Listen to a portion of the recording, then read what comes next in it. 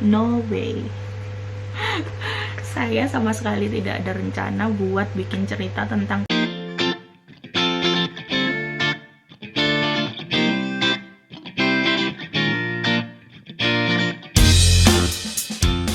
Hai teman-teman, balik lagi sama aku, Zaini Arifka, di Zona Mama Bella, zonanya ibu rumah tangga, penulis, dan pembaca. Yeay!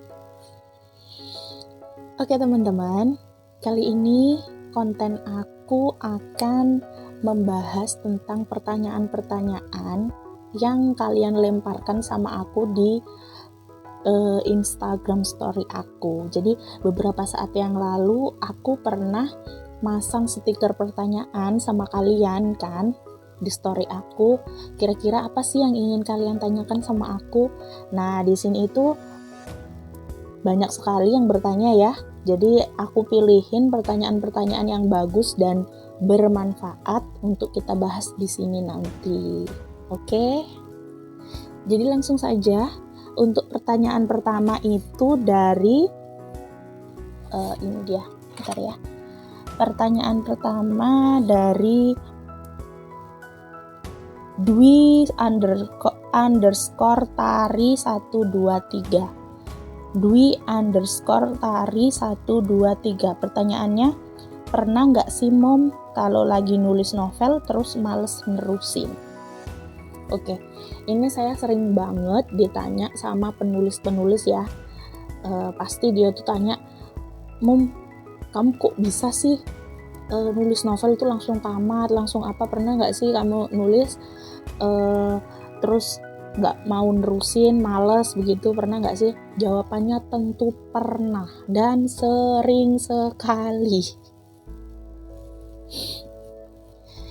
Jadi iya, saya itu sering sekali nulis novel sampai di tengah atau enggak paling sampai bab 5 itu terus mandek, enggak aku terusin. Itu sering sekali.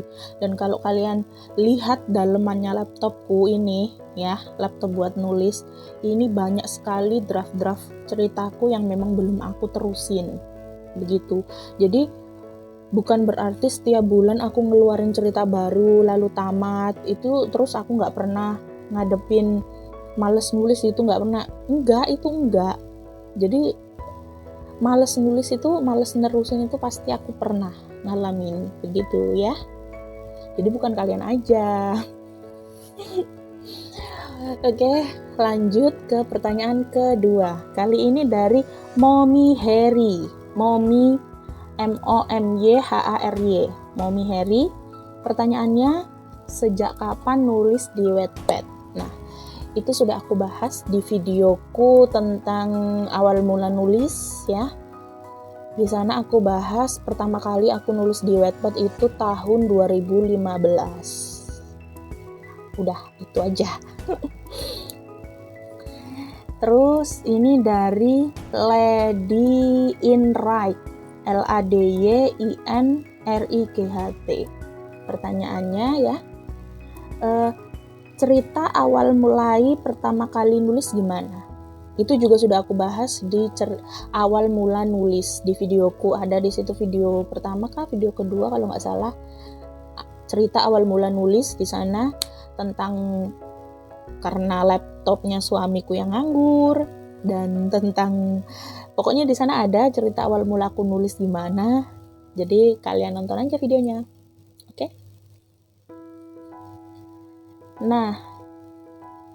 Nah, pertanyaan selanjutnya yaitu dari Pitazara. PHYTHAZARA. Pitazara.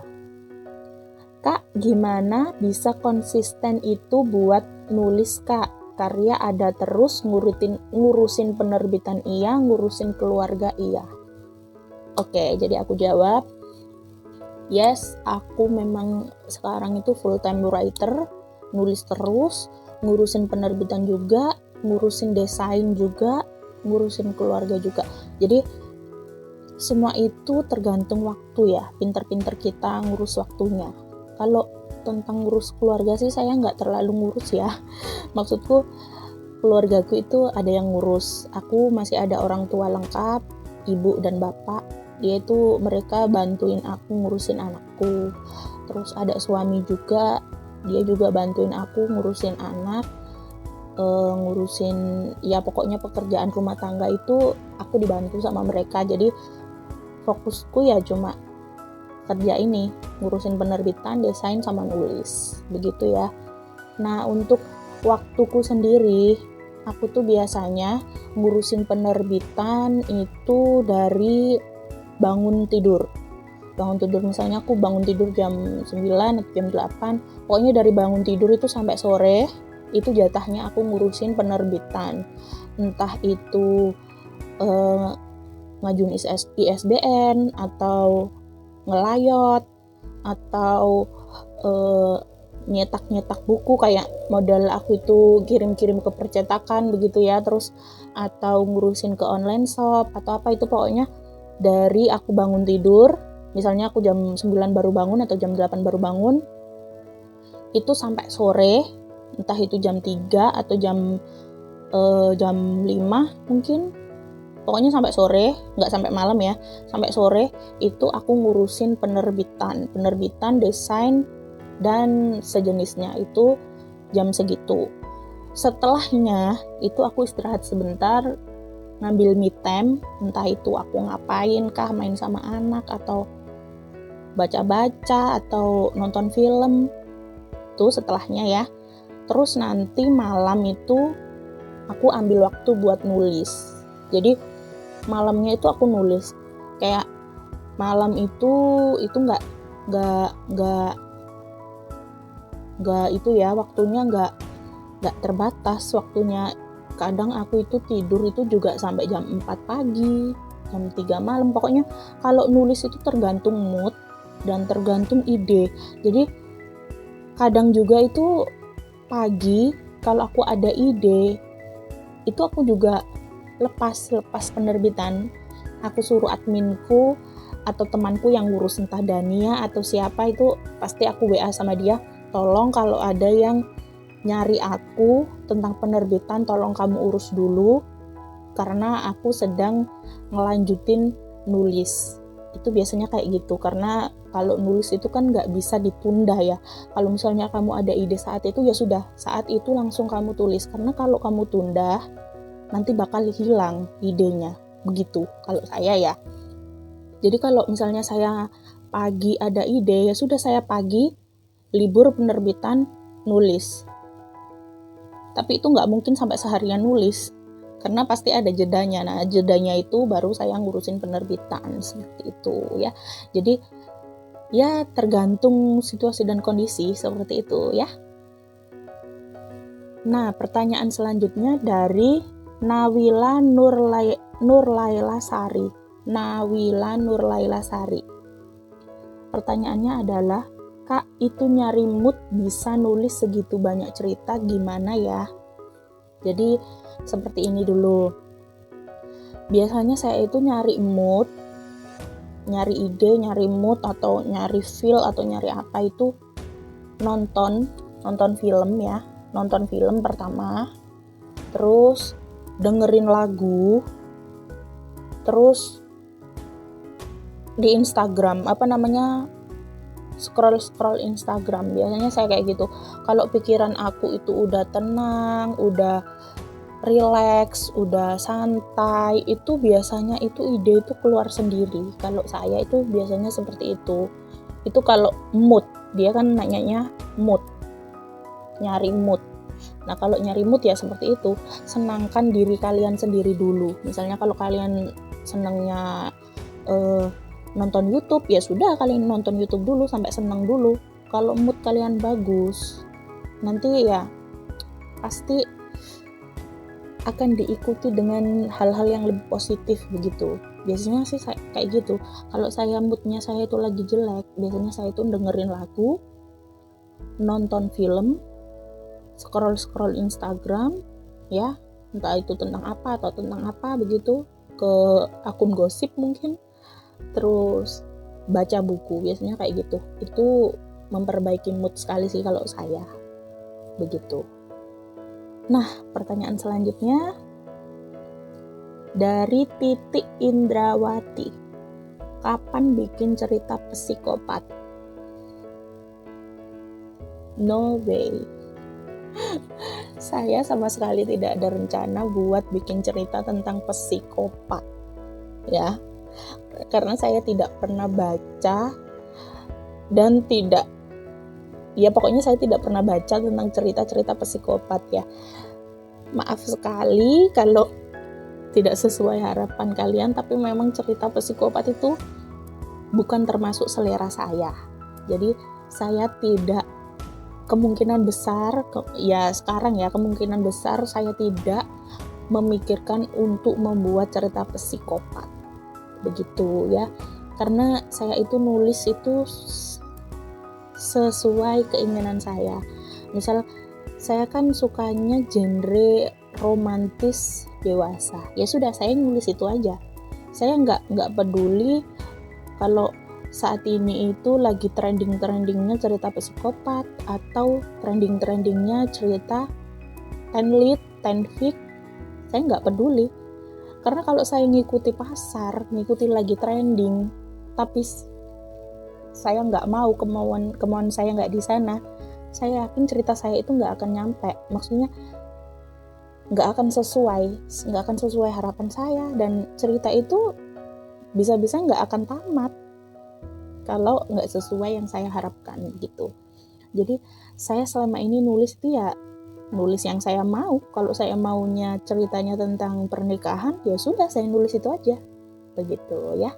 Jadi untuk cerita psikopat tidak, untuk saat ini tidak. Nah, pertanyaan selanjutnya ya. Ini adalah pertanyaan terakhir, yaitu dari Tita.Khairunisa. Tita.Khairunisa. Pertanyaannya adalah, gimana mah ngadepin write block? Oke, jadi saya itu sering sekali diundang di grup-grup kepenulisan di WhatsApp ya, biasanya kayak seminar-seminar online kayak gitu. Dan pertanyaan yang paling banyak ditanyakan adalah gimana cara ngadepin write block. Nah, di sini saya itu cuma mau bercerita ya. Jadi kalau saya lagi nulis, misalnya nulis satu judul buku ya, itu tidak hanya satu judul itu. Oke, perlu digarisbawahi. Misal sekarang kan saya itu lagi di Wattpad itu lagi menulis ceritanya Prince Sam Avery, si The Prince Virgin Woman. Itu kan kalau kalian tahunya kan saya cuma nulis Prince Sam itu. Padahal itu saya nggak cuma nulis satu cerita itu. Jadi dalam satu waktu itu saya itu nulis itu langsung berapa tulisan begitu ya. Entah itu dua tulisan, 3 tulisan, bahkan lebih. Jadi kalau misalnya saya menghadapi write block di cerita Prince Sam itu, saya biarkan. Saya tidak memaksakan untuk melanjutkan. Jadi saya lanjutkan cerita saya yang lain. Begitu ya. Nanti biasanya itu idenya itu akan keluar dengan sendirinya. Kalau saya biasanya seperti itu. Nah, balik lagi itu tadi, caranya itu ya dengan mengistirahatkan diri sendiri. Misal kamu nonton film, dengerin lagu, baca buku, atau ke akun-akun Instagram yang menurut kamu bisa menghibur kamu, ke YouTube yang bisa menghibur, silahkan. Jadi kalau menurut saya write block itu kayak sejenis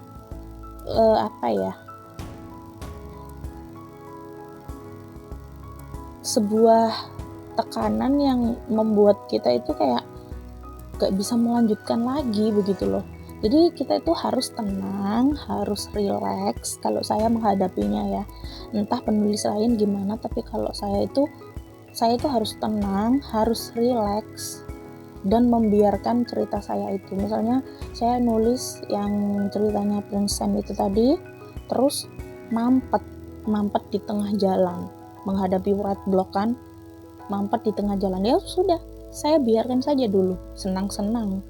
Entah saya nulis cerita lain, entah saya ngapain dulu, nanti pasti bakal lanjut sendiri. Nah, kalau kalian yang pengikut saya lama, kalau kalian ingat cerita saya yang judulnya Bianca, cerita itu sudah 1 tahun saya tulis. Maksudnya saya tulis dalam jangka waktu 1 tahun lebih. Kalau saya nggak lupa ya, dia itu saya nulis cerita Bianca, habis itu kesalip sama cerita lain, Unwanted Wave, Lovely Wave, terus Secret Wave, Future Wave, baru saya lanjut cerita Bianca lagi. Dan apa? Cerita itu tamat, selesai. Nah, begitulah cara aku ngadepin roadblock, yaitu ya saya biarkan aja. Kalau misalnya saya sedang menghadapi roadblock di sebuah cerita yang sedang saya garap, ya sudah saya biarkan, saya menulis yang lain atau mencari kesenangan yang lain biar pikiran itu nggak stres, nggak tertekan. Jadi kalau pikiran kita itu tenang, nggak stres, nggak tertekan, ide itu akan muncul dengan sendirinya. Kalau saya ya seperti itu menghadapinya. Nah, kalau kalian penulis dan nonton video ini, cara kalian gimana ngadepinnya? Kalian komen di bawah. Nah, oke, sepertinya seperti itu aja dulu. Pertanyaan-pertanyaannya sebenarnya banyak yang bertanya, tapi kebanyakan itu nanyanya itu, Mom kapan lanjut ceritanya? Mom kapan di e-bookin? Mom kamu nulis apa lagi? Pokoknya kebanyakan nanyanya itu nanya tentang cerita ya, bukan tentang kepenulisan. Jadi ya saya ini ngambil yang pertanyaan-pertanyaan yang tentang kepenulisan yang bisa kita bahas di videoku kali ini. Nah, karena sudah selesai pertanyaannya, jadi ya cukup sampai di sini dulu. Semoga video kali ini bermanfaat, atau paling enggak ya bisa menghibur kalian, bisa menginspirasi kalian gimana sih ngadepin masalah-masalah kepenulisan. Misalnya ya seperti yang ditanyakan itu, siapa tahu kalian mau meniru aku, meniru gaya aku, atau meniru caraku, ya silahkan. Selama ini aku memakai cara seperti itu ya, alhamdulillah berhasil saja. Jadi ya silahkan kalau kalian mau ngikutin. Nah, udah seperti itu aja. Jangan lupa like, komen, share, dan subscribe channel aku biar terus berkembang, dan nanti kita bisa bahas hal-hal lain lagi yang lebih positif tentunya. Dan ya sudah, bye bye, sampai jumpa di video selanjutnya. Bye.